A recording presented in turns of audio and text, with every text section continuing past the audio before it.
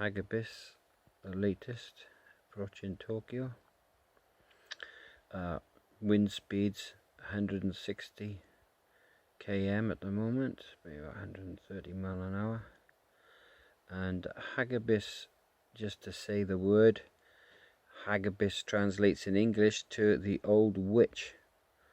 And let's just hope that people are prepared, because this is a dangerous typhoon, a super typhoon some people call it, category 6 that would be, so on the Fujita scale. So this is obviously going to weaken as it makes land.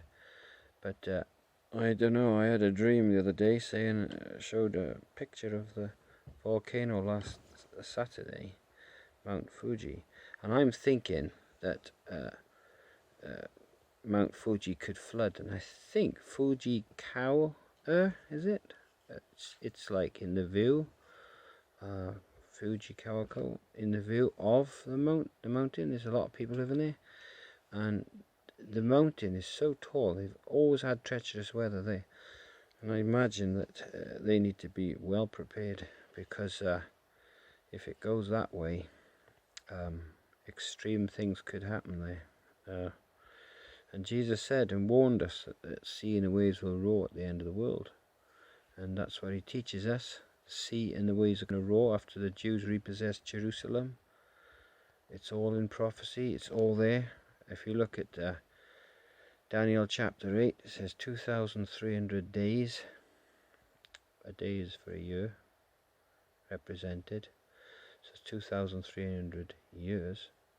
What happens at the end of 2,300 years? Jews repossessed Jerusalem, Daniel chapter 8. It gives you an exact time and date.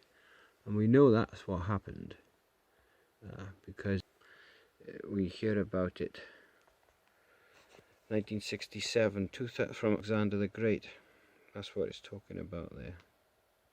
From Alexander the Great, which was about 330 BC. If you do the maths, takes you to 1967. And the reason why I'm mentioning that is because Jesus gave a time and a date when the Jews would repossess Jerusalem. And he said Jerusalem would be trodden down of the Gentiles in Luke 21 verse 24 and 25, until their times were fulfilled, which was 1967. And then just after that, he says the sea and the waves will roar.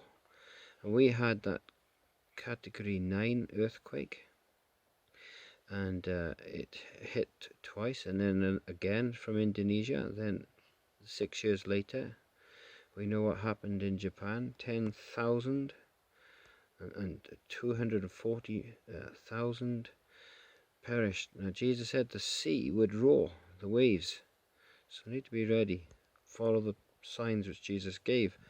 And it's the same with volcanoes. You look for signs with earthquakes which can trigger them off. Mount Fuji, for instance, is one of those which could, they reckon, go in the future, and we need to be prepared for these signs which Jesus talks about, seeing the waves roaring. And he said when all these different things start to happen, he says, look up, for your redemption draws nigh, and all who believe in Jesus will be taken to paradise at his return. But he won't be coming back to die on a cross for our sins and be punished for our sins in our place the second time he comes as the king, and he will of course set us into paradise, but sadly the rest will be left behind. And that's the latest anyway. I will keep an eye on this storm. Hope you all get safe, stay safe, and move to safe places if that's what it takes. But the trouble is, you can't leave it too late. When you move out, if you leave it too late, if you've got grandparents you can go and stay with, you'll be safe. If you leave it too late, if you've got somebody to go and stay with, you'll be alright. Right.